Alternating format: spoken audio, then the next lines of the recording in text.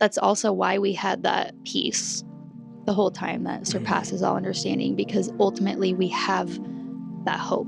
Yeah. We have that hope in Jesus, that we know, that he is good. We know that he has a plan and a purpose, and we know that we'll get to see her again no matter what. All right, guys, today is a special day for us.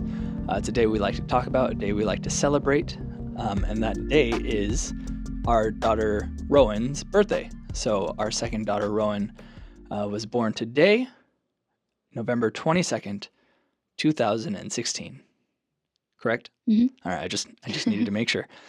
I think this video, will be more for us for the future, being able to look back and remember, because it's already been 8 years, and even we already disagree on certain things of what happened, perspectives, and I just always want to be able to remember more than just what we have written down and everything. So, I don't know, we just want to share with you guys kind of our story of what happened and everything, but also the verse that always comes to mind with this. Not only did we see God's glory, did we see the amazing things that he taught us through the church, through trials and everything, but also just in 2 Corinthians chapter 1, it talks about us being able to use the comfort that we have from the afflictions that we have to help comfort others. So that's what we want to do. So yeah, I don't really know where to start. How did you announce that we were pregnant to me? To you. Yeah. I think JL came in with holding the pee stick and just gave it to you. It's I think I gross. gave it to her. I know. Did you sanitize it? I mean, I doubt it. Oh, that's cool. I'm pretty sure that's what happened. Yeah, so JL would have been like 1.5 around the time that like when we kind of found when we out. found out. And then, I mean, we announced it, I assume. Yeah, I can picture it because JL was wearing like this little pink sweatshirt with flowers on it, and you stuck like the first ultrasound pictures like in her pocket and on her butt. And so when she was like walking down the yeah. So that's like the pictures we used, I think, to announce that we were pregnant. To Instagram. Mm-hmm. Yeah. Some of our friends, I think was that when we did the second child thing? Yeah, we did a few different things, but yeah, we were really excited, of course, being pregnant with baby number 2.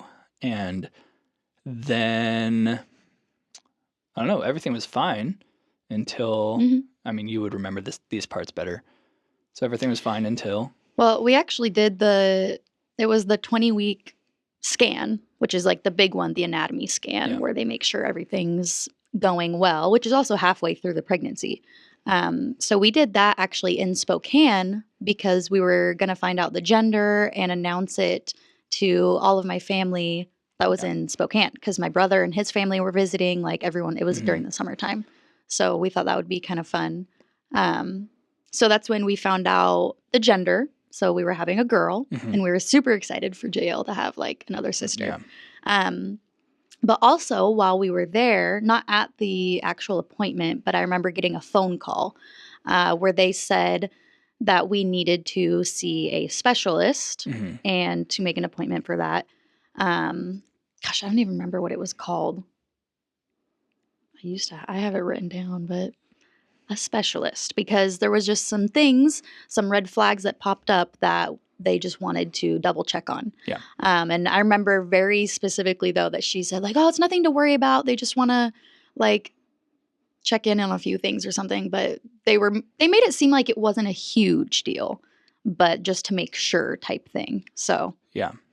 They didn't really give us any other information rather than you just need to see this specialist, and which is it's why okay. Like I ended up not going to the appointment because they didn't make it seem like a big deal. And I had just taken like 2 weeks off of work. I was going to say that's the biggest thing was you had already because you were a full-time electrician at this time. You weren't on staff like full-time yet at the church. So you couldn't just take off tons of time at work. And so you already had a ton of time off, and they made it seem like, oh, it's not a big deal. Like it's just another appointment. Yeah. But so then, you did not go, but JL and I went. Yeah. So I have my little tiny, like 1.5-year-old with me at this appointment, which is already a disaster taking them to appointments. But. Yeah. What's weird is I can still picture exactly where I was standing inside the house. I know what neighborhood the house was in. I don't remember exactly which house. I might know that I was wiring at the time when you called me. But obviously, like I said, I wasn't there. So Yeah. I just got a phone call, maybe midday, and I just sat down for a second, and you were crying, of course. And so walk us through what happened at that appointment. Oh gosh. So the appointment, so I remember they wanted to do another ultrasound, which I thought I was just going to go in and they were going to look at my previous ultrasound and kind of go over some things, but they wanted to do another entire scan, which took like 40 minutes, which was hard because, again, JL was there. She was getting antsy, like, I can't do anything. So she was strapped in her stroller. And I remember trying to give her goldfish and fruit snacks and like trying to keep her calm. So they did all of that. And then the specialist came in, and I remember him asking me, he said, "So what did they tell you before like coming in?" And I told him what I just told you, like that, oh, they said there's some things they wanted to check on, but that like it was going to be fine. And he looked, I think, kind of frustrated, but also heartbroken that they didn't give me any kind of warning that this might not be very good. Like they made it seem like it wasn't a big deal. And he was just like, no, like it was not good news. And so that's when he kind of sat down and, you know, I just remember he looked like, to be honest, he had a lot of empathy and sympathy. Especially because I think he said that he had, I want to say, twins that were born prematurely. He didn't lose them, but they were born premature. And he remembers like the feelings of like just the anxiety of when your children are going through stuff. So he definitely had like empathy and stuff. And so having to break the news, and he started telling me everything. So he said like that she had a hole in her heart. She had a cleft lip. She had cysts in her brain. She had only one kidney. And he said that one of those things by itself, like, is fine. No problem. But it's when there's multiple things added together that it starts to make him wonder if it was like a chromosomal like anomaly. Anomaly. Yes. Or just, something wrong with the chromosomes and stuff. So he had his suspicions because there was too many things going on. And so then he said, and at one time, one of the nurses came in and took JL out for me because I think, for one, it was a lot of news to take in, and two, JL again like was just kind of done. She's already been there for too long. And so I remember him. I hate crying in front of people, so I was like trying to hold it together, and I was just like avoiding eye contact. Like I did not want to look at him, and I'm like looking down and stuff. And I remember he told me that it was like okay, like to cry, and that like to not be, or that you don't have to be strong or something. I don't know what he said, but he said the hardest part was gonna be deciding whether you keep the baby or not. He said that's the hardest decision.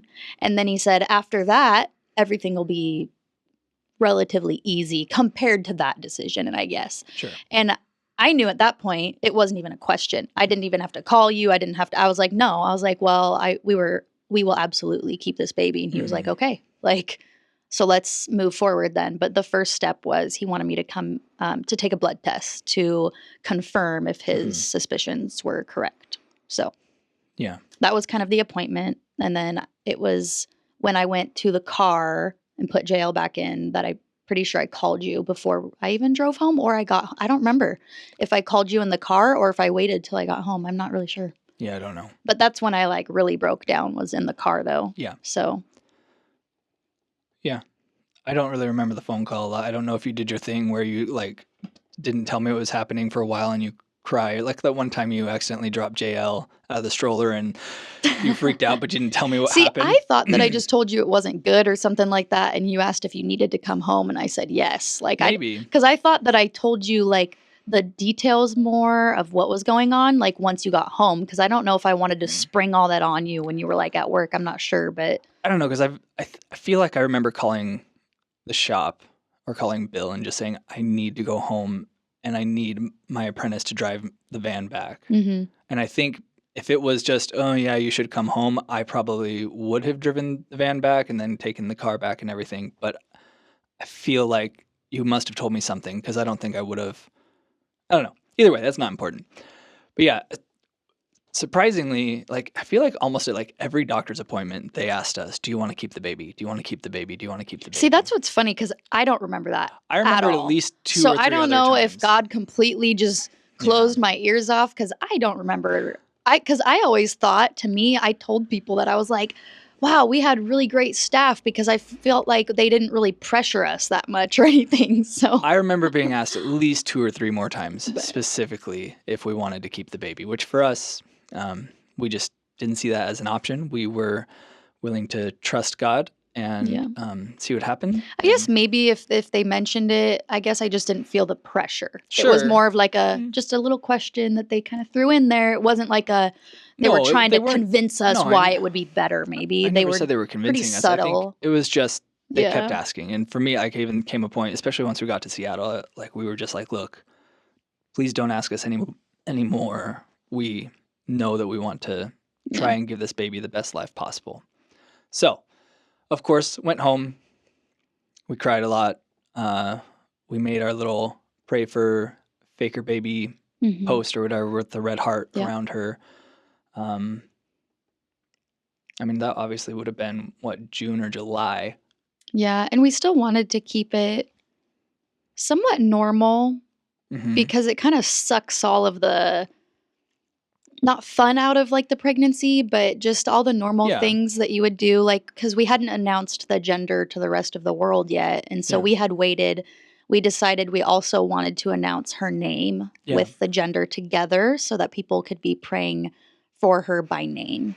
And so when we had JL, we tried a few things with JL because remember like I know the pink chalk that didn't work very well at all. Those videos are hilarious, but we did have her like paint and then had her name on that. And so that's how we kind of announced like her name because we still wanted to try to make it normal but also having them be able to pray for her specifically. So I mean, early on, I don't remember like I know you had your song and I had mine that helped us, but I remember praying like every day and like waking up early before work. And like for me, like I have this memory, the only time I feel like I heard God's voice or something of that sort, but I remember being told early on that I was not going to meet this baby. And that was really hard. I don't think you told me that. I'm pretty sure I've told you that. I have it written down. Maybe you didn't tell me that because you didn't want me to you didn't want it to crush me or something like. I didn't tell you at the time, but I thought I'd told you since then. But I remember not or being. There's just so many details from 8 years that you're like. I remember having that thought or hearing a voice that I wasn't going to meet her. And then so it turned into a lot of prayer because we do believe in a big God.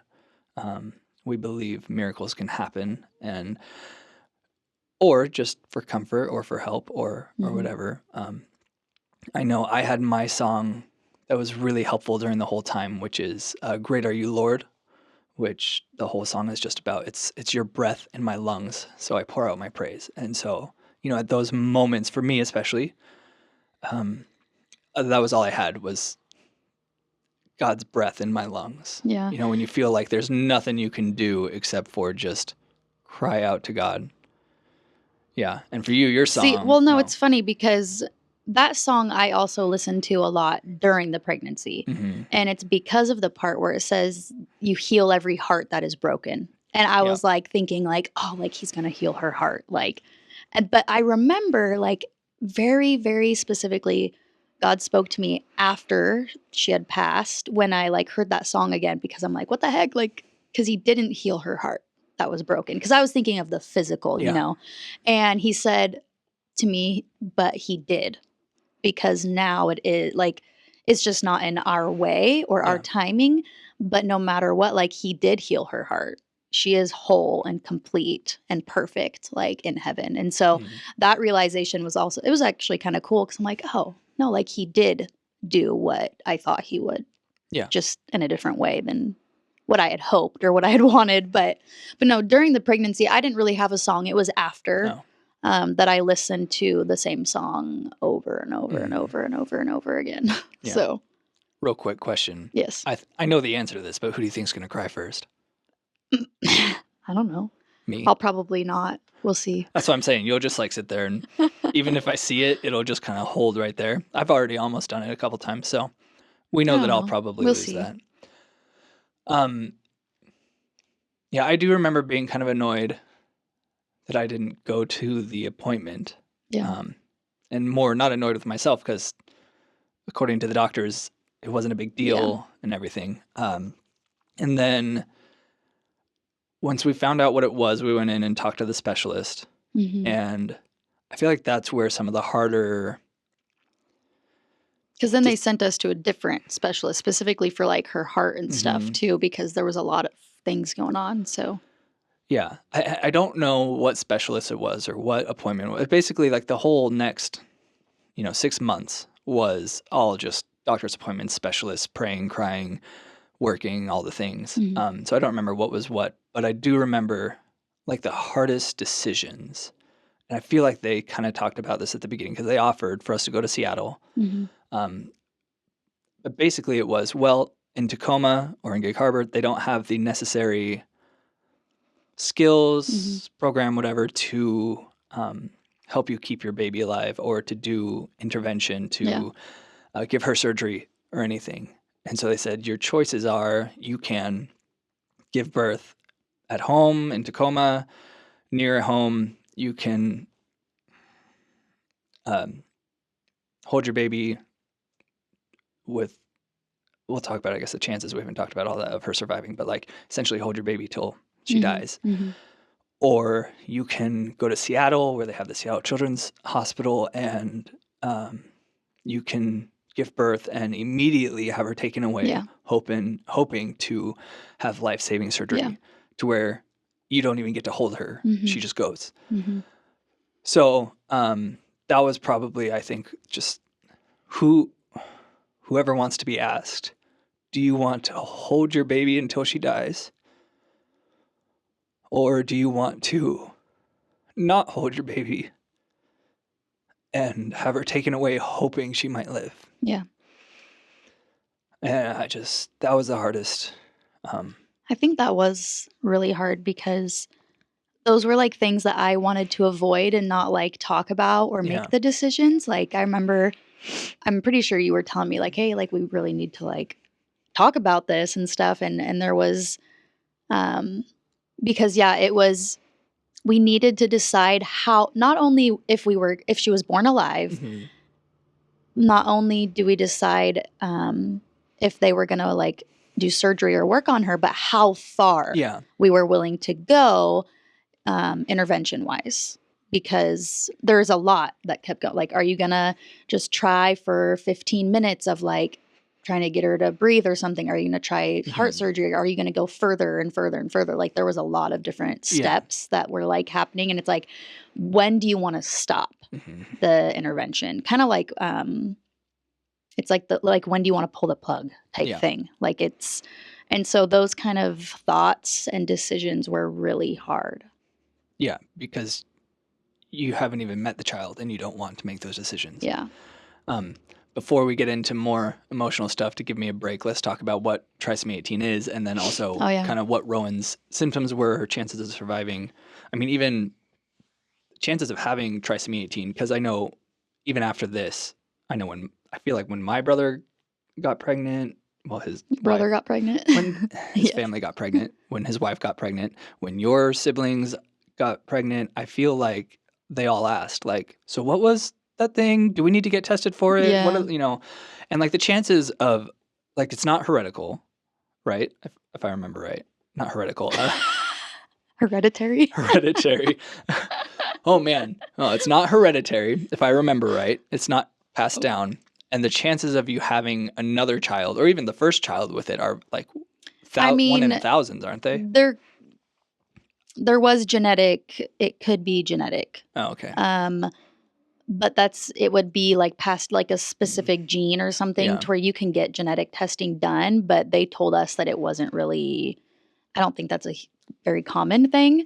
And so they said, yeah, for us, like the chances of it happening again were like less than 1%, Yeah. which it's already pretty rare of it happening in the first place. But I mean, we've already met a few more people who I feel like more and more people that we've heard of, like, oh, they had a baby with trisomy 18 Well, and even stuff, recently, which is crazy. which is why I kind of like doing this now, because I feel like it maybe, I don't know, helps us. Maybe it could help others.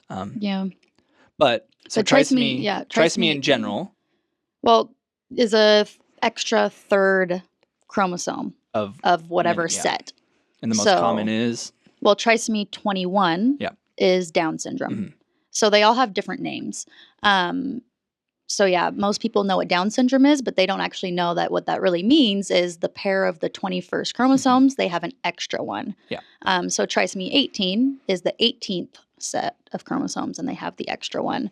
But with trisomy 18, like the chances of survival are extremely low. And if they're born, it's even lower. To survive if they past are 2. born, they rarely make it past 2. There are some who have survived and are living, but their quality of life, they're severely handicapped. So if I remember right, it was 50% chance of surviving birth.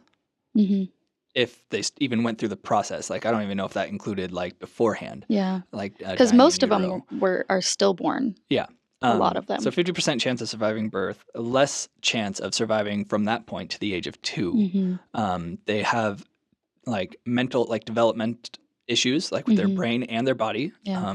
I mean, Rowan was 3.3 ounces. And she was full term, and she was only 3 pounds. So yeah, so they don't grow. Their brains don't really develop very much. And then with Rowan, like we said, she had 1 kidney, hole in her heart, cleft palate, all the things. Yeah. Which actually, like, because we kept praying for a miracle, and one thing that happened was the cleft palate went away. The cleft palate went away, and the cysts also went away. Yeah. So then she had just the 1 kidney and then the hole in her heart. But yeah. And so the hard part was we knew early on how extremely low the chances were, but we just wanted to try. We wanted to give our daughter, we felt like it was our job as parents to give her the best possible chance to survive. Yeah. And so that's why we decided, to keep pushing forward, to go to Seattle, everything. But yeah, so we knew early on, once we went to those appointments, and that's when we started sharing with more people. I don't know when the church brought us up to pray. Probably early on. I don't imagine they waited much longer after that. But that's one thing. Through this whole thing is just the people that came around us to support us. Literally from around the world. Yeah. We had people in Hungary. We had people in probably, I think, Australia even at that time. And like just people that we had met and known through Bible college, everything. Even people here who knew about it. And even donated, because that's one thing is like all the appointments I was missing, I had to, we had to raise money because I wasn't working as much, had to go to appointments, had to go to Seattle, everything. Yeah, and so we had a lot of appointments, and we had a lot of people donate to help us. My work actually surprised me. They paid, when we went to Seattle, they kept finding jobs for me near me so that my apprentice could just come pick me up and then go to work. Yeah, so you didn't have to drive all the way into Puyallup. And then back and whatever. And then even from then, like when Rowan passed, they paid for that whole week and then the whole next week. Anyways, but the body of Christ specifically, just praying for us, cooking us meals. I remember when they brought us up on the stage, at least this is my memory of, Dale said, whoever wants to come up to pray for the Fakers can come up. And I just have this picture and remember that I think there were more people on the stage than there were sitting out. Yeah. I'm sure we have a picture of that somewhere, or someone does. I don't know. But that was really powerful to me, just being surrounded by people who cared about us and loved us and wanted to support us. And obviously family supported us, friends from childhood, everything. Yeah. So yeah, just seeing the body of Christ really step up, and which is why I advocate for, I know people like to not post about being pregnant and things, just in case something happens, which I know like miscarriages is one in 4, right? Yeah. So I get it. That's scary. But that's the point of the church is to pray for each other and to help you through hard times, whether it's big, small, anything. Yeah. Like I said, like being able to comfort others with the comfort you've been given, just all the things. So I advocate for telling people. I think it's worth it. But yeah, so we got brought up in front of the church. They prayed for us. I just remember people cooking us meals. We, like you said, we tried to make everything as normal as we could, and like for JL even, and we explained things to her and talked to her, and we have videos of her talking to Rowan, like, "Hi, baby, like just hi, Rowan. Hi, Rowan." Yeah. Those ones are hard to watch. So we have like, yeah, she was excited to have a little sister, and yeah, what else in between, like when we left for Seattle? I don't know, but if I remember. I was just, when you were talking about like the church coming, really surrounding us, I think a lot about, for me, my own like spiritual journey during this time. It made me think of this because I remember people asking, at church, like, how are you doing? Yeah, because they expect you to be like, I'm terrible. Well, because they want to know how you're doing too. Because everything is going crazy and they know that you might not get to keep your baby and stuff. And so they want to know, like, are you okay? And so I remember one time, like, someone asking me that, like, how are you doing? And I said, I was like, I'm doing good. And then she looks at me and says, no, how are you really doing? Yeah. And I was like, no, really? Like, I'm good. Yeah. And I think it's just crazy because, and not everyone's going to be that way. Yeah. When you're going through something like that. That is not, I would say that's not the norm. No. Well, we're not normal. That's not the norm.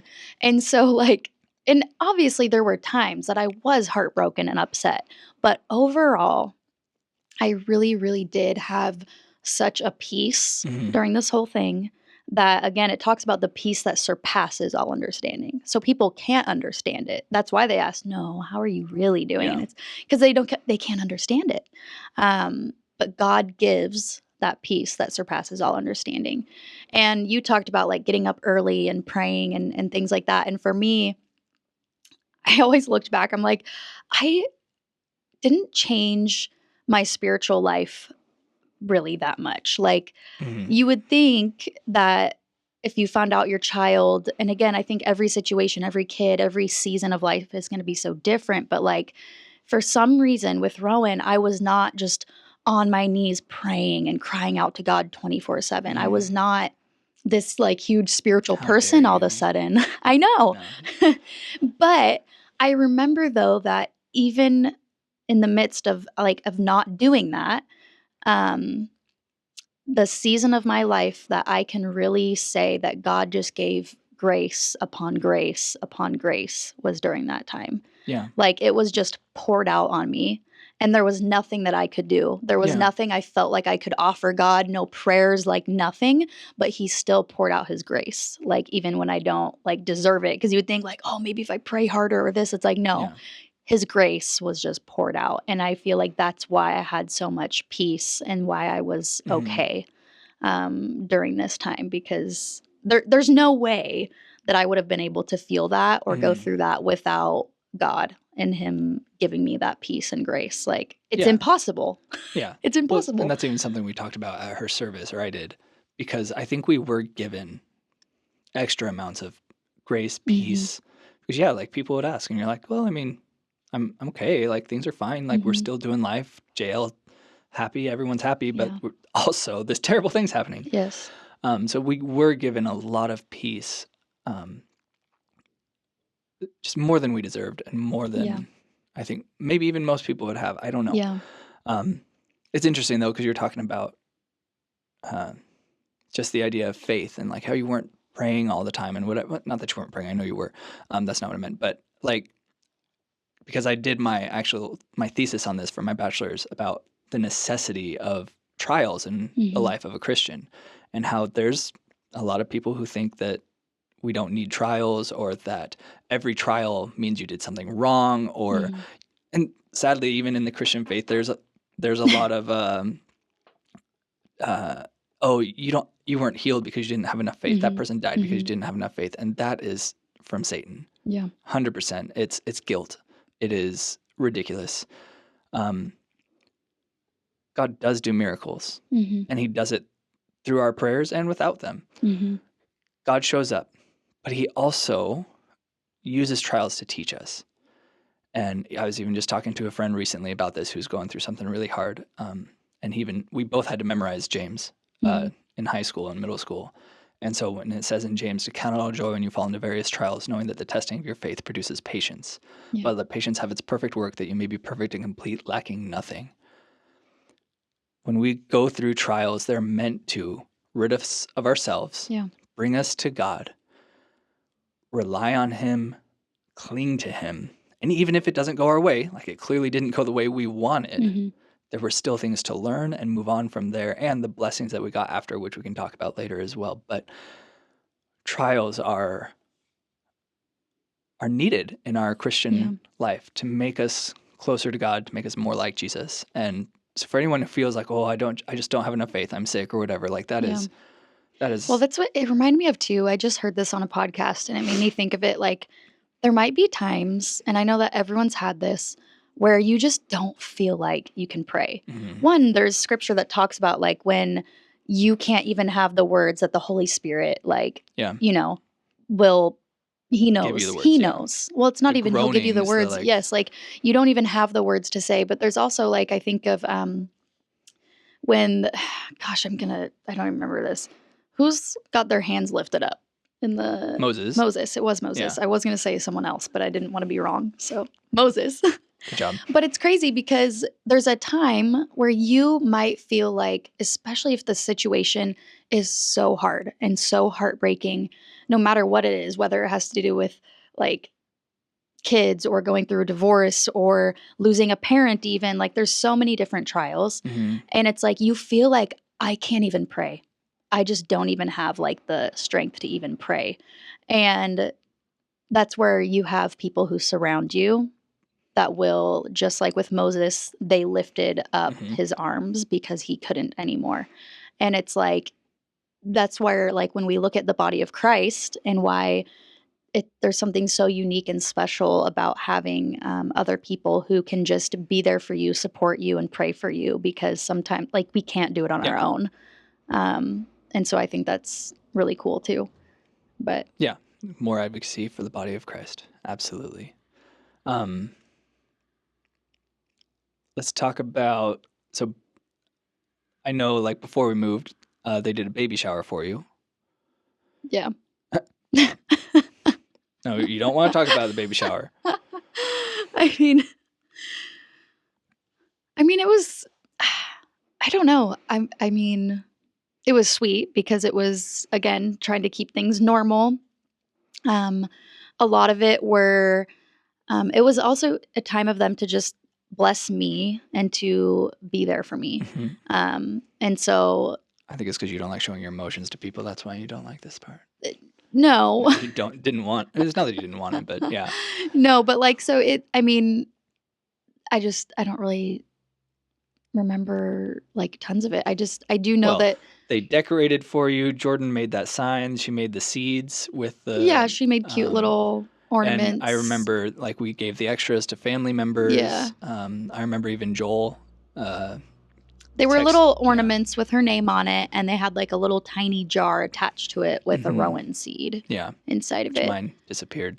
I have the jar. I have everything except the seed fell out one day. Like the thing popped up. And, but I mean, it was kind of sad because some of the gifts were things of like, like expecting like if she lived. So there was like preemie clothes, blankets for her, things like that. But then there was also other gifts that were like a gift card for me, like a spa day or something to just like, to just bless me and stuff. But, and I do remember everyone going around and each sharing something like just that they wanted to like say, and stuff like that, or praying for me. So tell us about the blanket. No. Tell us about the blanket. No. Come on. No, because if someone watches this video... She was there, so she knows. Most embarrassing moment of my life. And I feel horrible because I really was so grateful and thankful. Oh, sure. I really was. I know. And I feel horrible. So if you're watching this, maybe she knows who she is.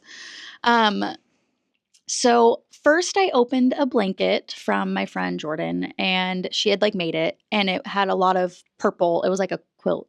Was it a quilt? I'm trying to remember. I don't know. But it was purple. That's the biggest important factor here. And I remember making this big deal because I hate opening gifts in front of people. Yeah. So I think it was like a nervous, like nervous tick of yes. And I'm like, oh my gosh, I'm like, I love purple. Like, I remember even as a kid, I always hated that girl things were always like pink. Like I never wanted pink stuff, and I really like purple. And I just made this big deal about it being purple. And then like one of the next gifts I opened, it was another blanket, and it was pink. And the person who gave it to me was like, yeah, sorry that it's pink. It was horrible. And conveniently, this person is like the nicest person on the planet. Oh my gosh. Like so encouraging all the time and the sweetest person. And I just ruined it because I can't open gifts in front of people. And this is why I don't like opening gifts in front of people. Yeah, because that one time, now you're scarred for life. Oh my gosh. So if you're watching, So I'm good. sorry. I really did love the blanket. Yes. I don't know. I just thought that was sweet, though. Like, all your friends came around you. And I remember, like, those seeds, like I was saying earlier. I remember Joel having one, my brother. And I don't remember if he texted me or called me, but just he said, like, every day I look at that seed and I pray for her and pray for you guys. And that was... Yeah. I mean, and that's even just... People often ask, like when someone's hurting like that, like, how do you help them? It's like, honestly, you just tell them you love them. You're there for them. You listen to them. You don't have to have all the words. You don't have to...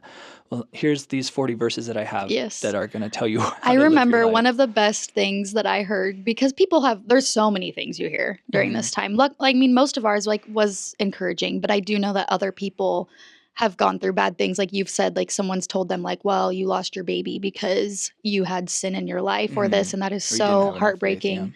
For us, we never dealt with that. No. But people did try to, have words. And I do remember, I'm like, you don't have to have words. Just, nice. Praying for you. Like, hey, I'm praying for you. I'm so sorry. I love you. Saying, I'm just like, you don't have to have you don't have to say anything really. But I do remember one person, like even telling me, she was like, hey, like I would say like this or something, but you already know all of the things. You already know all of the verses. Yeah. So I just wanted to let you know, like, I'm praying for you or something. And I'm sorry. And I was like, yeah. And I think there's a time, because actually I was on a panel or something at the one conference, and like it was kind of asked, like, when someone's in the hospital or whatever, like, what should you do as like a pastor or whatever? And like, that's where I kind of talked about these things, like, well, sometimes you just sit there and listen, and it's the ministry of presence, which I 100% agree with. And then others also talked about, and I agree with this as well, like, you don't need a verse, but if you really feel like the Spirit is moving, I was going to say, if the Spirit's leading, if you have a word of encouragement that you feel you should say, then say it. Yeah, but don't, I would say the biggest thing is don't just say something for the sake of saying something. It's really let it be a work of the Spirit. Don't feel like you have to say something, but if you feel like, man, this has been weighing on me or something I just feel could encourage you, go for it. Like, so it's like, it's this weird balance of like, don't feel like you have to say something. For sure. But at the same time, don't belittle or mistrust the Spirit moving in you as well. But especially because, I mean, Scripture, there is power in the Word of God. There is power in prayer. Absolutely. So it's kind of a complicated, obviously, balance. Obviously. So I don't really remember much else other than, like, I remember going to Seattle, meeting the nurses and this is what's crazy to me, is because we've kind of started talking about this, I forgot, for some reason I always forget, because my main focus on Rowan's birthday is like giving birth in the hospital. That's like my biggest memory of that day. But I do forget sometimes the events that led up to it, because like the plan was to deliver at UW. And then if she was born alive, I think they're going to transfer to Seattle Children's. But our biggest thing, they really recommended living in Seattle so we could be close by. And the Ronald McDonald House, is that what it is? They normally have places for families. They were full, I think, at the time. But there was this new apartment complex really close by, Mod Apartments. It just popped into my head. Mod Apartments. And they had one room specifically like for they had just families. Remodeled, and they wanted to set I think aside we were a the room. first family to move into it for this purpose. They wanted to use it for a family that needed, the hospitals close by or whatever. And so they did not charge us except for a cleaning fee Yeah. when we left, which was very cheap. $50 or It was something. like, yeah. Yeah. Internet, electricity, everything. Mm-hmm. It was like it was like a 1-bedroom. Yeah. It was a 1-bedroom, but it came with like everything. It was like the hippest little Seattle joint because like it was made out of. It was really I cool. feel like it was maybe really like an cool. old college building, or maybe it was always an It was apartment building, cool. but it was like mid-century, like It had like this rec vibe, room area. But then like had a rec room where people would come and hang out. And I remember we went down, like they specifically planned things for people to come it was together. cool. It was Like, fun. It was definitely meant for hipsters or young Seattle. That's so funny. It was people. cool. It was Yeah, cool. I remember because I remember them saying like, yeah, Ronald McDonald doesn't have anything, but this place just just finished this. And they want to offer it to you. And I don't know how much they even continued after that. I don't know. I feel like because we went back, was it the next year? Yeah, something like that. And I don't know if they had continued or not. Yeah, I don't know. But that was just because, like we didn't know how we were going to provide. Like, could you imagine rent in Seattle? Yeah. Or I'm sure some people can because they literally live there. But like on top of all the other things we're raising money for, on top of not working as much, and just as a way of God providing, just, hey, I think we were looking at RV spots because I was going to borrow Dad's RV and just park it somewhere up there. Yeah. But even those were expensive. If you could even find any, let alone driving an RV in Seattle would have been terrible. But like we were literally asking and trying, and then God just provided this place 100% free. Yeah. It was just amazing. And we started going to more appointments up there before we moved up there. And then, so Rowan's due date was the 8th. No, that was JL's due date of December. I want to say for some reason December 14th. That seems right. Yeah. That's what I want to say. And I remember that we went moved up a month before. We went to we did her service, I think, on the 4th, December 4th. Yeah, I don't know. But they wanted us there earlier, just in case since we were closer to like the due date and everything. I think we moved up there right around 36 weeks. Which was Thanksgiving week. Or no, the week before. Because we were really only there. Thanksgiving was after she was born. I know, because we went home. Oh, you mean like a week before. We were really only there like 8 days, I feel like. We were not there for very long. And so... Because we were kind of prepared to be there for a few weeks. A month or two. Because if she lived and everything. Because let's be real, or honest, like she was a normal inside, like if you knew nothing of what was coming, it felt like a normal pregnancy. She kicked a lot. JL didn't kick, but that's because we know she was folded like a taco. So like Rowan almost felt more like a normal pregnancy in that sense than JL did. Like she was moving, all the things. I mean, sure, they were monitoring her heartbeat a lot and everything, but like she seemed like a normal, happy baby. I think, so here's what I remember. We call her, since we're kind of leading up to the day that she was born. So it was a Monday, and it was the doom and gloom doctors, what we call her. Are we jumping into that? No. Oh, okay. So Monday, we had like an appointment with like all the stress tests and all that. But there was something new that of the type of blood flow, and I don't know what it really was at all. They have so much weird terminology and different things that they were always watching. And she said, because I was going to have weekly appointments. And so she said that we could come in this week for like stress tests to like, a couple times this week to really, really keep an eye on it. Or we could just wait, like you don't have to. And because of this new thing they found. And for me, because she had been fine up until this point, I'm like, oh, well, a week is not that far away. Like, and she didn't make it seem like I should do the stress tests. Like I almost wish that she would have said, hey, this is what's happening. You really should come in. Yes. I really wish that's what would have happened, but it didn't. And so I remember thinking, okay, like a week away. Yeah. And that was a Monday.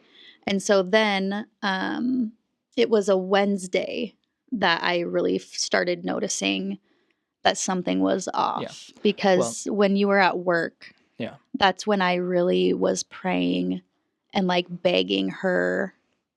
I was like begging Rowan. I said, please, like move. Mommy needs you to move, because I hadn't felt her kick or move in quite a while. Yeah. Quite a while. So you're jumping in. I wasn't ready for that.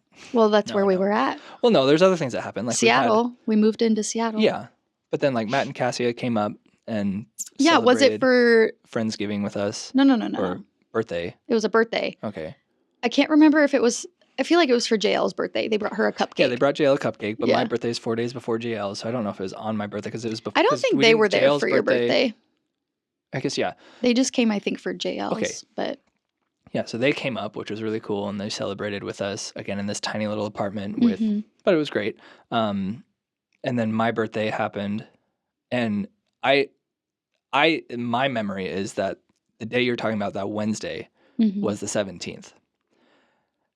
It was either the 16th or the 17th, because I remember, like, you telling me, which means, like, you hadn't felt her since the night before, which potentially means she might have died on my birthday, like, in the womb at least. I mean, I think that would put it on the 17th, the Wednesday. Was the date, I'm pretty sure. Because I remember having those thoughts. Yeah. That she probably, her heart stopped beating on November 16th, which is my birthday. And then, yeah, you had all that day where, yeah, you were saying, I need you to move and everything. And then did we go in on Friday or Thursday? Monday. We really didn't go into, okay, because then we just came in the next day. Saturday would have been. I want to count here. Or no. Wednesday. So Friday would have been JL's birthday. We can check later. It's fine. It doesn't really matter.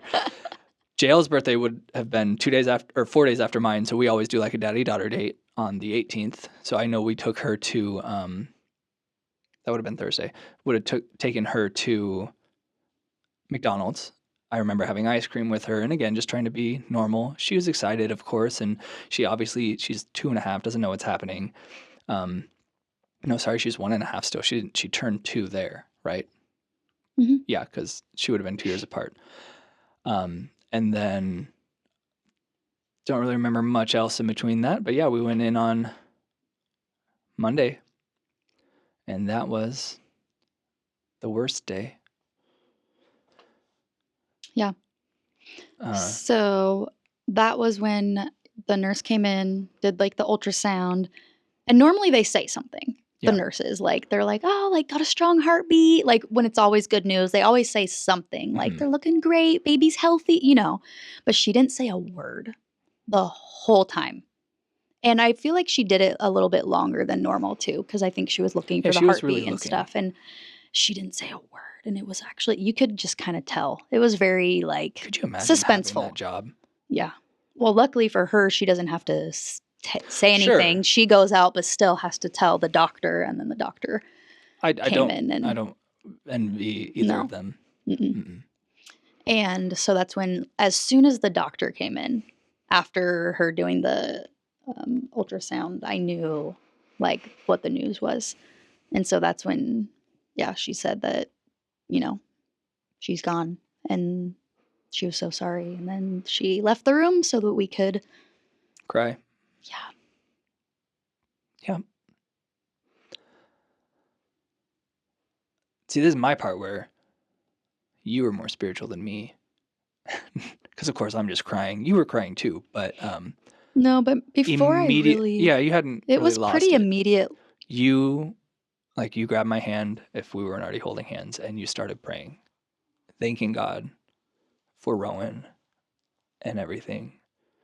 And like, we could talk more about this, but like, this was just where, like, God gave us each different times where we were stronger than the other.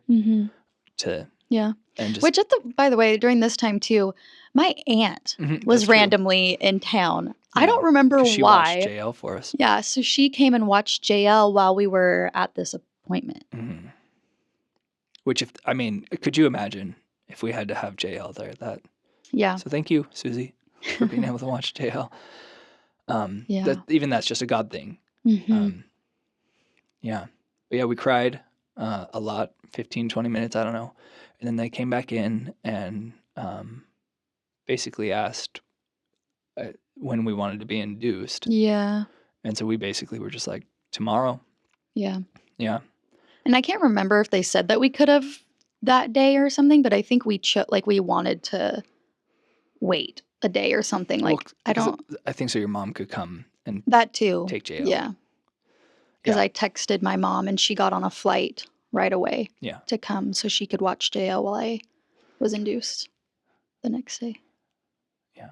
And I remember posting about these things. Like, I remember, because we started our whole Facebook page before all this, and like, I remember posting the video about our Seattle appointment, everything, or our Seattle house and all the things. And I remember, we posted that day that they couldn't find her heartbeat and to pray for us and everything. That's the only memory I have of that day, though, is that doctor's office. I don't remember going back. Oh, I do. Oh. Afterwards. We're so weird. Yeah, that's true. Afterwards, we went because I don't think we wanted to go back right away. Yeah. So we were we like didn't wanna just walking sit around like this cute little area of like the UW town. University Village, I think. Yeah. Is that when we bought my iPad? No. No. But we bought you like Seahawks socks, like Christmas It's true. Seahawks socks. And I'm pretty sure we had ice cream. Yeah. They are weird. Well, I mean, we didn't want to go deal with it. We didn't want to, we were trying to just, I think, avoid it a little bit, like help us to cheer up a little. So we went shopping. But all we got you was, the Seahawks socks. I don't think we got you an iPad. It was just the socks and ice cream. Okay. Yeah. Yeah, we got socks and ice cream. And then I'm sure we cried a lot that night. Same with the next day, too. Before we went in, we went out to breakfast. This one, I don't know what possessed us other than just comfort of the Holy Spirit. But we decided to go out and have like at a... it was like a breakfast waffle at like a diner. Yeah. We walked in and we were literally like on our way from where we were staying to the hospital. Yeah. I do remember having this thought that we talked about at the table. I said, it's crazy because when you look around at everyone sitting down having breakfast, this just really goes to show that you have no idea what people are going through. Yeah. And I think that's what's going to make me cry. That's funny. It's like people are going through so many things all the time. You don't even know. Like sitting down at a breakfast place, eating together. People probably wouldn't assume that we were just about to go give birth and, not. Well, and we weren't crying. We didn't look depressed or sad. No. And so it's just crazy because you just never know. Yeah. You never know if the waiter's having a bad day because her kid had something happened. You never know. And, even like that has caused me at times to be more patient with saying something to someone because it's like, well, you know, maybe they're having a hard time right now or whatever. And obviously our human nature, because when someone is rude to us in any way, our knee-jerk reaction is to come back. But it's like, man, we don't know what they're going through. We don't know what God's teaching them. Yeah. We don't know what God's been teaching them. So it's just, we went to breakfast. Yeah. And then I don't remember what time we got there. It's getting checked in, all that stuff. I mean, I can't even picture like walking into the hospital at all. I can only picture the room. I don't remember really much of what happened before. I remember all I know is they put you on Pitocin to speed up the process. No, they didn't? No. Well, they had to break your water. No. No. Okay, you tell the story. See, I don't know. This is your part. No. No. Well, because I was considered high risk, they had to induce me without Pitocin because that's extremely dangerous if you're high risk because it makes your contractions way worse. And then that puts me at risk for uterine rupture because of JL being a C-section. So they had to induce me a lot more of a natural way and slow way, but that's irrelevant to the conversation. But later on, they came in after a while and they did say that they wanted to start Pitocin, and it's because I had gotten an epidural. Mm-hmm. And epidurals sometimes completely stop the contractions or just slow them way down. And so after I got the epidural, there wasn't much happening as far as contractions. And so then they wanted to speed up the process. It had only been because total time from the time I was induced to her being born, I'm pretty sure was only 12 hours. Like it was pretty short compared to the rest of my pregnancies and labors. But anyways, they wanted to start Pitocin, and I asked her if we could wait a little bit longer, and she said yes. And then she came in the second time and said, okay, we're going to start you on Pitocin. However, as she was entering things on the computer, I felt like a shift, like something was just very different. And so I told her, something's happening. And so then she looked back and she's like, oh yeah, you had a spike in like your contractions and they're back to, they like picked up a lot. So I didn't end up needing the Pitocin at all. They wanted to, but it didn't happen. And then she was born. Hold on. After that. Yeah. You touched on your epidural, but you didn't talk about your epidural. I I mean, mean, it's just something. This one was probably like out of all the things, like we had great doctors, great nurses, everything. But this one was weird to me, like why they chose a person who was practicing and I, trying to become it like is in hard. this kind of It's because situation. it was UW, which Which I get that. they're like a practicing. Like there's so many going to school there and Yeah, are and like interning yeah. and learning, and But it's a for teaching it's a hospital, teaching hospital. That's fine. I get that. so it's But unfortunate. you would think for this situation, maybe it'd be Yes. like, maybe we should not have someone I who mean, could I think mess they up. did ask, and we said it was fine, but maybe we should have said no. Yeah, I guess maybe that's But I our don't fault. remember. Maybe that's our fault. Because yeah, basically, didn't he miss and had to pull it back out and do it He did. again? It took a while. Yeah. Yeah, Or again, because sometimes they present things as if it's not an option, even though it is. So maybe Yeah. they even said, "Oh, we have someone who's like learning. He's going to be the one to do it." Rather, we probably Maybe. could have said no, but we just Yeah, whatever. I mean, it wasn't a big deal, but it was No. just kind of in the emotional state that you were in and I was in, Yeah. and then having that happen multiple times was just frustrating or made it Yeah. harder. But yeah, she was born, and then they gave her to you. Yeah. And you held her.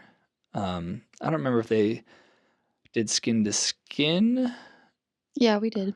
Yeah. Well, I didn't know if they like right away or not, but Yeah. they didn't really clean her. Because yeah, they brought her to me right away. Because I remember, like, I know that she was skin to skin because I remember feeling her back, and it was super like warm and stuff because she had just come out. So Yeah. I remember just saying like my baby.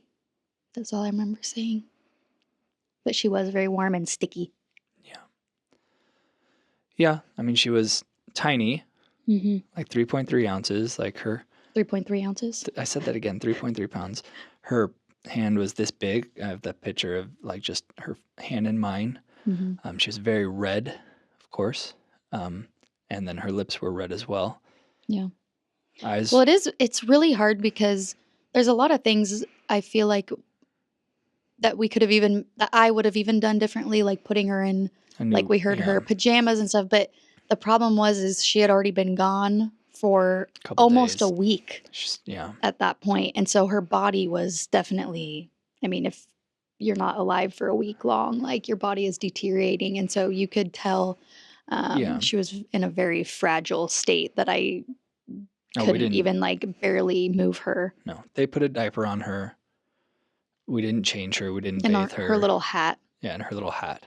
And then just wrapped her up in a blanket. Her skin was peeling, it looked like. Yeah. And that could have been just stuff from normal birth. But still, yeah, it's definitely very fragile and everything. So you held her tiny little self, and I held her and did skin to skin with her. And I did pray, like Talitha Kumi, which means little girl, arise or get up.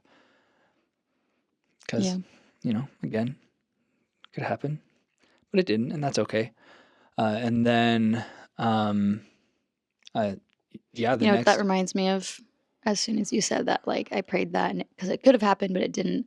It reminded me of the verse with Shadrach, Meshach, and Abednego going into the fire, and how they were, like, confident that God could save them, but they said, but if not, like, he's still good. Yeah. Or even if, or, yeah.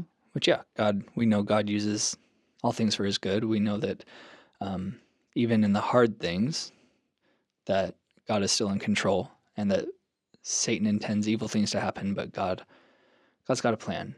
Doesn't mean, like we talked about earlier, doesn't mean bad things won't happen, because I know Christians can kind of, everything's good, all for God's purpose, and but it's like, it's okay. But life is hard. Life is hard. And hard things, and hard things definitely happen. The next couple hours, I don't know.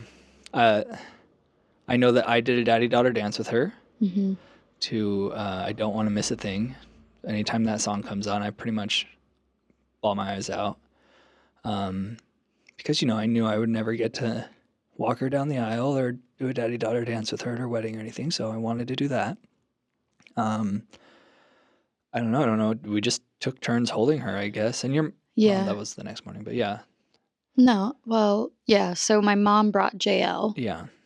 And I was so glad that JL was like in a good mood because, again, she's a 2-year-old and they're unpredictable and crazy. And she was very joyful and happy and very excited to, because that was one of the things that was important to us, was that she was able to meet Rowan still and hold her. And and so that was nice. Yeah, your mom's the only one who got to see her. And I don't know that anyone really asked to come, but I think even we were just like, no, like this is just this little thing. It was too raw of a this time. was for us. Yeah. And so we had JL come, and she got to hold her baby sister, and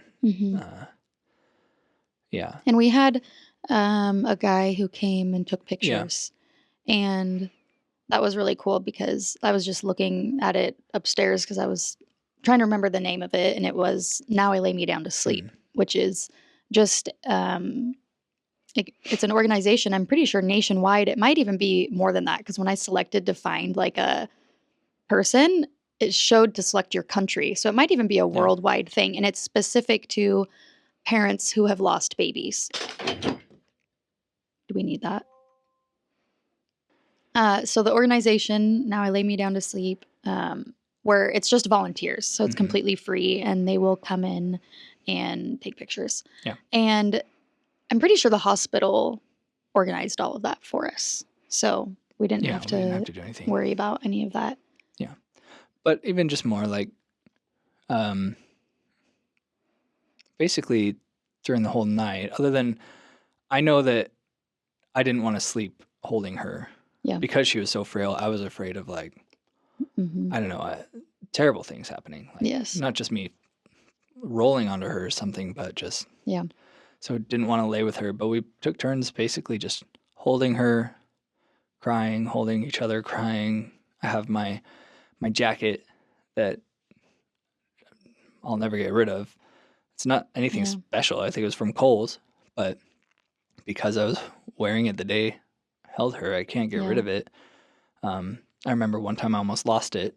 I thought it was gone. Up in the mountains from the wedding. For a wedding. And thankfully I had left it there and they found it. Yeah. And I was literally, I was having almost anxiety because of it. Because that's so special. But so we laid her down. We took a sleep. I was going to say a nap, and then I don't know how you slept. I think I slept fine, even though I was on the. I mean, I was exhausted from crying and from just having given birth and all that stuff. So I'm pretty sure I did sleep, but. Yeah. And your mom came, the photographer came, and then and this is where I don't know if we just didn't know or whatever, but like, we felt like we're ready to go. We're ready. Well, it was because they finally said we could be discharged. And so I think we were ready to go. But then it took a million hours to be discharged. That's what I'm saying. Like, if we, because basically we said, oh, okay, discharge means we can leave. Like, just get up and go. Take our baby. Yeah. So that we can go. Yeah.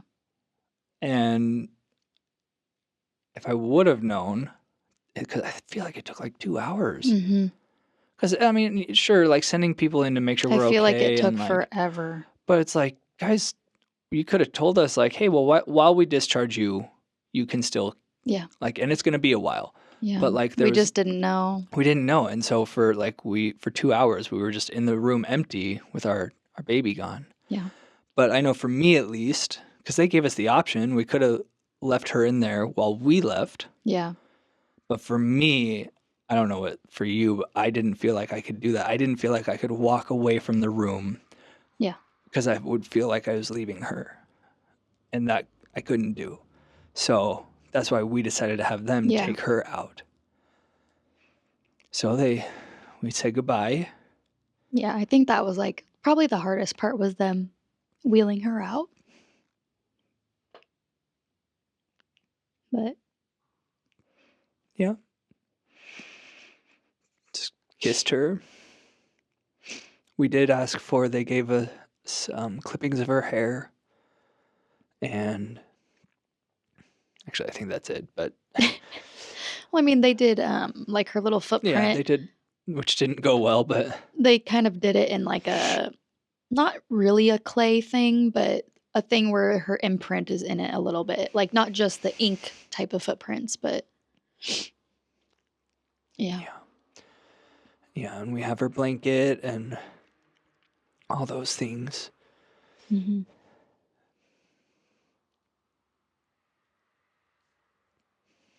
Yeah. I,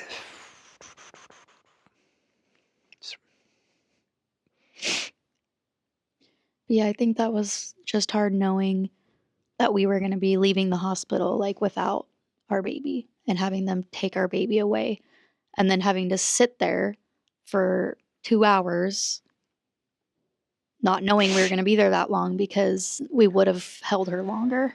Yeah. Yeah. Yeah. I know as soon as we got back to the apartment in Seattle, we wanted to pack up everything and we just wanted to go home. We didn't want to be. Because this was Wednesday now, because she was born on Tuesday at 11:55. We just wanted to be home. We wanted to be home for Thanksgiving and just in general. Yeah. Because, it was, do we stay here and just rest, which would have been perfectly justified. And the place wasn't kicking us out or anything. But we just decided we would rather be at home where we can rest in our own bed and everything. So your mom brought the other car up. We packed the 2 cars because we didn't have the van at the time, the 2 tiny cars full of our stuff. I do have a memory of going and telling the people at the front, not the front desk, but well, I can't think of the manager or whatever of the apartment. Of the apartments. Complex. I remember talking to her. She was great. And telling her thank you so much and that we were leaving. And then, we packed up and I did forget there was Your one part. nurse. Yeah. I knew you were going to talk. I was thinking about that, yeah. That part makes me want to cry already. Oh, look at me. There's nowhere else to look. Ew, but I didn't want to cry. Your nurse makes you want to cry, or the fact that you forgot? No, okay. It's just all of it, but... Yeah. Well, because obviously the nurses were very aware of what was... And so I feel even for nurses to have to go through that would be really hard to hold themselves together as well, because I imagine that would be very emotional for them.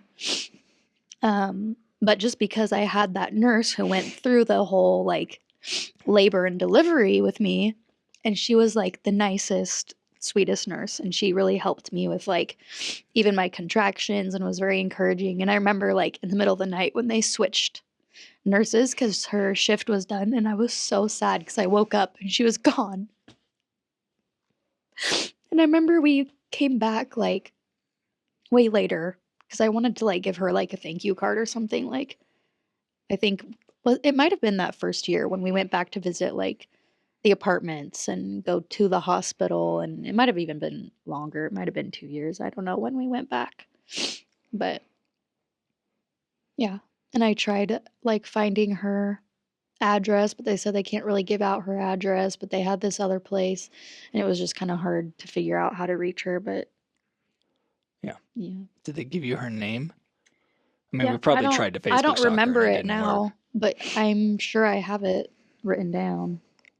Yeah. But I don't remember it now. But I did one day. But yeah. So I was just very sad because then when you wake up and all of a sudden it's this new nurse who wasn't even there, didn't even, like, know, I don't know. It was just different. I wanted it back to the normal. Yeah. And we posted on Instagram, and I just remember being amazed how many people, because you could see how many people saw it and everything, and because people were sharing it, commenting on it and everything. It was just, it was cool to see how many people were praying for us and encouraging us and everything. And even we'll still go through and read comments and notes that people gave us at her service and everything every year. And but to me, that was, again, I know we talked about it earlier, but one of the cooler things is just seeing the amount of people who were surrounding us and praying for us and encouraging us. Yeah. Yeah, we went home, and thankfully your mom was with us, and we just went into the room and cried, held each other. Jail hung out with grandma. Yeah. You know, we'd leave the room to go to the bathroom to shower and maybe eat if we wanted, but it's pretty much just hang out. And I remember there were times where you would be bawling, and it's not that I wasn't sad, but I was just not in that state. Yeah. I was like, okay at the moment. Like we'd take turns. Yeah, I could hold you. Yeah. And then 10 minutes later, I'd be bawling. And I mean, this went on even the next long time as we just continued to heal, but like that day specifically, like, and then I'd be bawling and you would be okay. Yeah. I do. And then, because that was Wednesday, the next day was Thanksgiving. I'm pretty sure it was that next day. It was. And our pastor and his wife were the ones who brought us a Thanksgiving meal so that we didn't have to worry about cooking anything. I'm sure my mom probably made something as well. Well, maybe she didn't because we told her that someone was bringing some pie, so she didn't have to dessert or something. But either way, and they brought a lot of stuff. Like it was a full Thanksgiving meal that they had brought for us, which was really nice. Yeah. I remember going to, because you and I, this is another thing, people heal differently, like through trauma and stuff like this. Mm-hmm. And just people are different in general.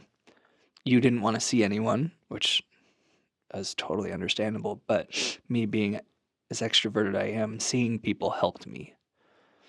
And so I went to Turkey Bowl that morning with my friends and just played football. You also went to the hospital when your nephew we're not there yet. Nope, was we born. are not there yet. But yeah. Yes, okay, fine. Well, I feel like that was next. Well, he no, was born. Erica's wedding. Oh. I think. Well, so yeah, so I went You went to a lot of things. I did. I went to Turkey Bowl, and my friends, of course, said how sorry they were and everything. And, you know, nice thing about guys is they're pretty short and sweet and to the point. And then, all right. And then we played football, which was great because got to run. Maybe that got stress out. I don't know. Yeah. But that was really good for me. And I don't know if it was the day after or the next day, but yeah, I went to a wedding of someone who I've known since, I don't know, birth maybe, and saw a bunch of friends that I've known for a long time, and, you know, just able to dance and have fun and talk and whatever. And then, yeah, that was...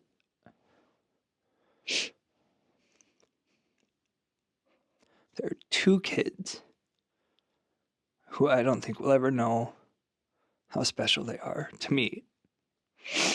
And Corbin's one of them. Because Corbin was born on the... Oh, geez, Janae's going to get mad at me, but what day was Corbin born? I want to say he was born on, like, if I'm correct with the dates, if the 4th was when we did the funeral, I'm pretty sure he was born on the 3rd. Because, that seems right.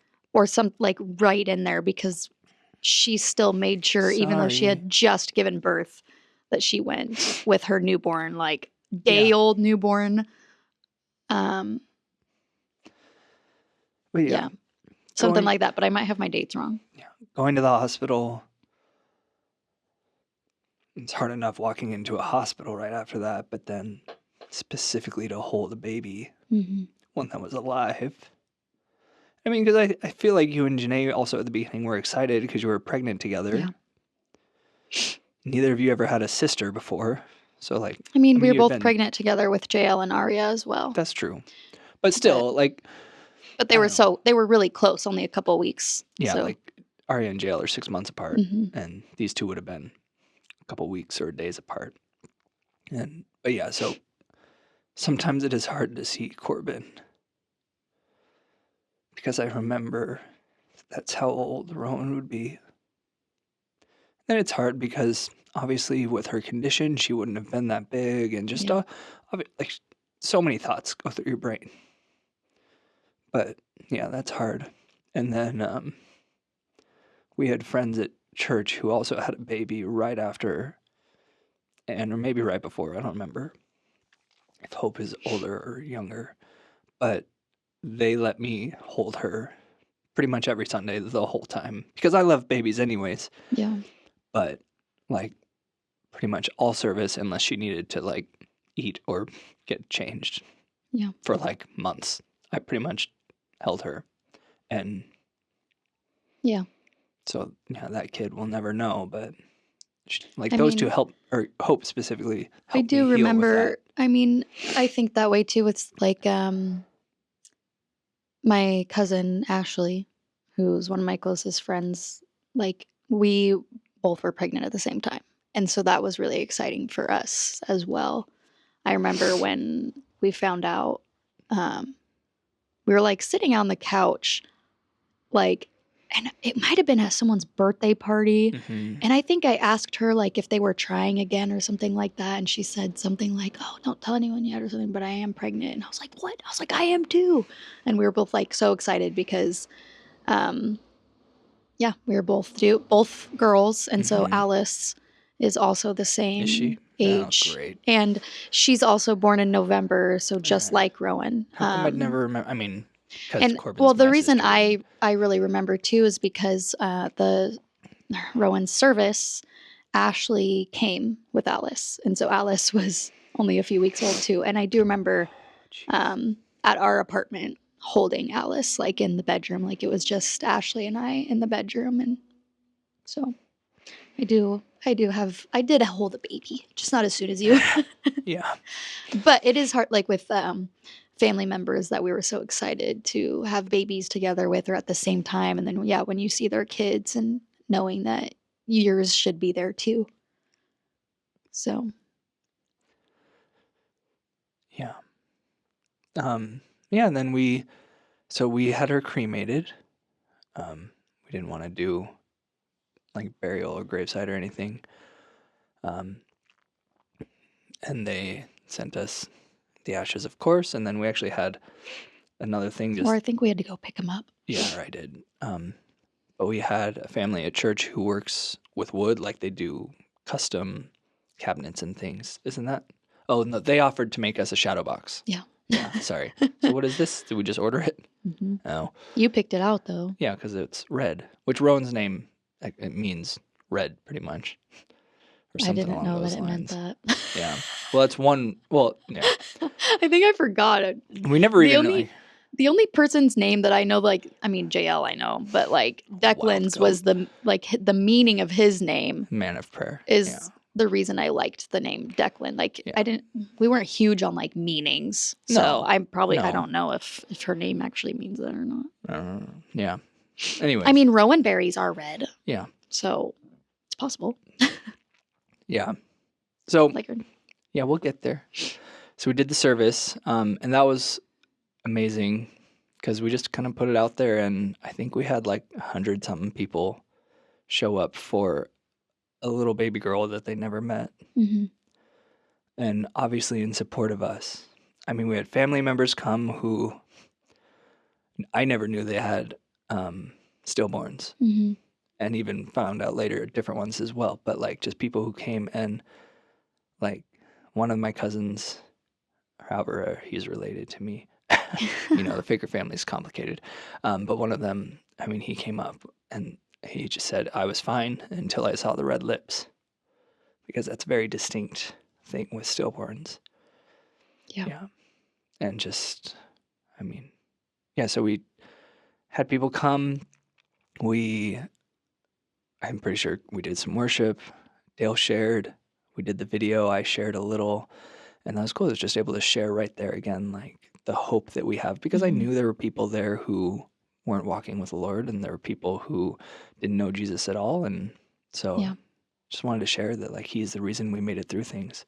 But it was cool because, again, I had friends come from elementary school, from high school, middle school, family that I did not expect to come. Obviously, your family came all the way from Spokane, and even people coming from Arizona, like your brother and sister, and then your sister. It was just Chris that came. Oh, but we picked him up from the airport. Your sister-in-law's sister was there.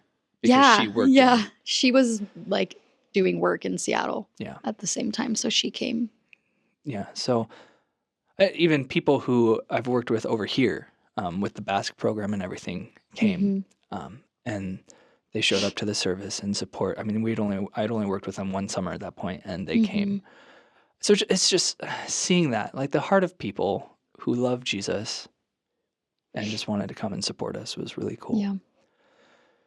And so, I mean, that's more or less all of the story of what happened, but then the rest of it's healing and moving forward, and then how God used it. Like in the long run, we both got tattoos, matching. Come on, with our powers combined. Yeah. So we both got the Rowan berries here, and I actually put mine. I have her name. Yeah, and you have her name, and then I have Rowan Joy Faker, 1122 at 1153, 3 pounds 3 ounces, and I love it because mine is better than yours. I like mine better. I like yours too. No, I'm talking, but I specifically found someone who would let me put her ashes in the ink. Yeah. And so obviously I know that my body gets rid of whatever, all the excess junk it doesn't need, but still just the knowing that went in was special to me. And so we were able to get that as something to remember her by every day. And what's crazy is obviously early on, we're crying all the time, every day. And then as more and more and more time went on, you start to cry less, like time heals all things or whatever. And then I remember even a year or two later, like we'd come up on her birthday or think about her randomly. And then like we feel the guilt of like, why don't I think about her more? Why don't I cry about her more? Why and that stuff comes on. But it's just, I think part of healing is you realize things are moving on. Yeah. And that's okay. But you just start to cry less. Still get it once or twice a year, normally on a day like today. Yeah. And just random other times, like when I hear a song or different things. But I think that there's some more things that I think were really cool that God did. Or just memories that I have even. One of them being at camp with my high schoolers and the Bass kids. And I remember we went on a hike, and the whole point of the hike, I mean, was to go on a hike. It was an adventure camp, but there's ups and downs and hard parts and easy parts. And so at the end, everyone wrote out parts of their life that were easy, parts that were hard, to kind of represent that. And essentially share your story of your life. And so, one by one, all the kids start to share, some of the leaders share. And of course, I knew I was going to share. So I shared. And of course, all the early on things in life, and then sharing her story. And then when I got to Rowan, though, I just started bawling and sharing with them. All the kids are crying. All the leaders are crying. The guy who runs the Basque program is crying. Everybody was crying, which I think for Basque people, as far as I can tell, that's not normal, like sharing deep things like that and emotions. But they just listened, and I think that actually really brought us all together that week a little more, at least for me. I felt more connected with them and could share with them and everything. So I thought that was really cool. But of course, I'd say the biggest blessing we got out of this whole thing was Emberly. Yeah? Yeah. Yeah. So how long after 3 months, we decided to try again. Yeah. I mean, 2 months, because she was born in November. So. Yeah. So 2 3 months. 3 months. I was going to say one didn't work, but yeah. But 3 months after Rowan passed away is when we got pregnant with Emberly. Yeah. So we have the 3 girls all in November. Yeah, and me. And you. And me. But Emberly, there's multiple things about Emberly that make her special. She is a rainbow baby. Like, she was born after a hard time, or after losing a child, which is considers you a rainbow baby. But she came out being exactly what we needed at the time. She still is. Yeah. But specifically for that time. But she was the snuggliest little kid. Still is. Oh my gosh. But I just remember, I remember when you had JL, you brought me a shoebox or something Mm-hmm. and opened it and saw the pregnancy test. And that's a roller coaster of emotions because you get, yay, we're pregnant. Oh, this terrible thing just happened. Yeah. All the questions, all the fears, all the will she survive? Is she going to be okay? All the just happiness, sadness, fears, joy, all like everything shoved into like 30 seconds. And so that was definitely a fun day. Yeah. But I feel like it wasn't just the pee stick this time though. no, There was like an outfit or something, and yeah. I don't know, something about you being a dad again. Again, I still was. I mean, we had JL. Yes, again. That kid was still there. Like she still is. She was special too. Even after, I think for being a 2-year-old and having her parents not as active for a couple weeks and whatever, like she did very well. Obviously she wasn't fully aware of all the things, but I think God helped her be more patient, more even independent. She would snuggle us, which JL didn't used to do that as much anyways. But then, yeah, that was cool. But then Emberly, that kid, like we just needed a baby to hold and to love, and that's what we got. And happy, smiley, fat when she came out, but she was, yeah. But specifically with her name, I don't know how many names we went through or whatever, but we just liked Emberly. I liked it for a specific reason. I don't know why you liked it. I feel like it was found on Pinterest. It was. All I said, like when we were pregnant, I remember telling you we were laying in bed, and I said that if we had another girl, I wanted to name her after Rowan. Yeah. And so, like her middle name. Yeah. And I really liked Rowan Joy. Mm-hmm. No, Rowan Grace. Joy was Rowan's middle name. Oops. Rowan Joy was her name, and then for Emberly Rowan Grace. Mm-hmm.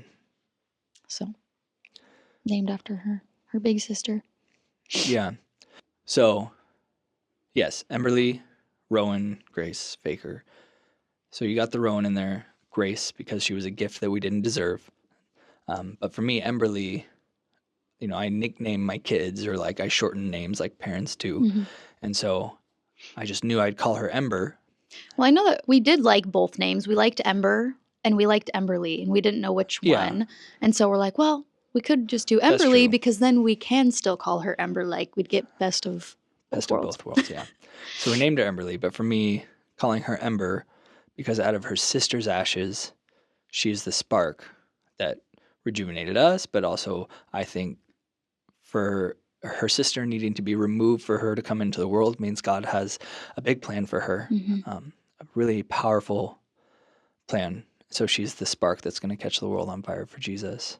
And she is the most empathetic. Yeah. She cares about people and she cares about their feelings. Yeah. If someone gets hurt, she hurts. Yeah. Like she cares about people for sure. She's very sweet. Very like I don't know. It's just crazy because I mean we have 3 kids, and out of all 3, Emberly's she's very. I mean they're all different, but wow, like her empathy, like you're saying, is just crazy for someone who's only 7, and she's always been like that. Yeah. And as she gets older, it just gets like deeper and deeper, and it's really neat to see that in her. Yeah. And then we also, the first time we went to the Basque Country was actually because of all this. Yeah. Not because of, but it helped pay for it. A few months. Was it in March? Yeah. So because I was only like pregnant. I had just found out. No one knew yet. No. Actually. I think we told Ainoa's family, the Basque family we were staying with, because for one, the biggest reason is because I wanted an excuse as to why I couldn't eat some of the food they were making me, because I didn't want to like offend them. And so I was like, we need to probably tell them. And it was just fun to be able to tell them anyways, but still. But even being able to come here, you know, we had raised so much money, not so much as if it was like, but there was extra left over enough to pay for tickets to come here. And, you know, figured after all we'd been through, it was worth it to take a vacation. But also, like, at that time, we were already interested in moving here. So we wanted to come over, and I had been here already, but this is the first time. Had I been, or did we come together the first time? I don't know. Actually, yeah, I don't know. I can't remember. That might have been our first time, both of us. Yeah. It's definitely the first time for both of us because together. That's the first time we met, I know, as family. And you would have met her if you had gone before. That's probably true. So yeah, that was the first time we met her family. And... yeah. But yeah, the first time we came to the Basque Country, which again, it wouldn't have, like, maybe we wouldn't be here if we hadn't been able to come, or who knows what would have happened. But so there are just things, being able to look back and see God's purpose. And again, that's kind of the point of trials. God has a plan for you that you don't understand, that you can't know until later. And you just have to trust him for it. And for us, there was a lot that happened in the last 8 years of things that was like, we don't know why this is happening, but we're going to trust God and see what happens. And so, yeah, man, I feel like there was more. If Declan didn't interrupt me. Stinking Declan. He wanted yogurt. Yeah. But every year we still celebrate her birthday. Like later we're going to sing to her and light a candle, and everyone, we talk about her. Our kids know, which they like to look at her stuff in the box and stuff too. Yeah, that we have. Look at her stuff. I like telling them about her because it makes heaven more real to them, more attainable. Just knowing that, and this has always been something I've told people, heaven is 100% about God. Like, I know that when I get to heaven, I'm going to be so amazed by him and so in love with him and so excited to meet Jesus, like face to face. But I know that at the same time, I'm going to meet my Savior, and then I get to meet my daughter. Yeah. And same thing for her siblings. Like, it just makes heaven, which is already a perfect and wonderful place, or going to be, it makes it more desirable, more attainable. Yeah. I was like, I was gonna read it to you. Okay, you read it to me. Well, no. So, my friend Cassia always messages me on Rowan's birthday. She's like her and my mom, for reaching out to me. Like, they're the only two people every single year they always remember. And so she was the first one to message me about it today, like she always does. And she said she felt like God wanted her to share this verse with me. And it was from Revelation 21:4. He will wipe away every tear from their eyes, and death shall be no more. Neither shall there be mourning, nor crying, nor pain anymore, for the former things have passed away.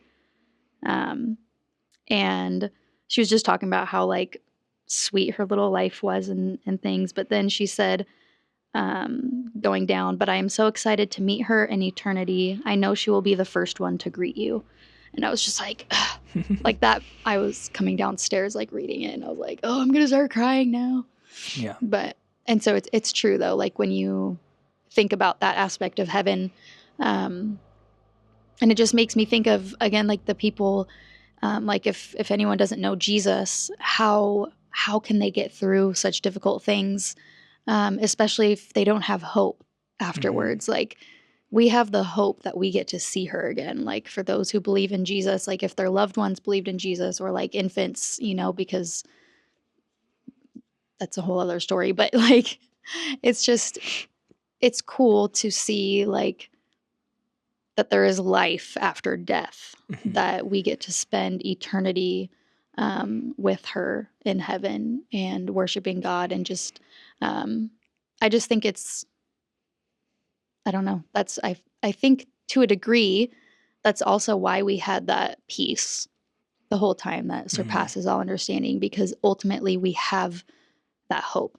Yeah. We have that hope in Jesus, that we know, that he is good. We know that he has a plan and a purpose, and we know that we'll get to see her again no matter what. Yeah. So, yeah. That's what held us together.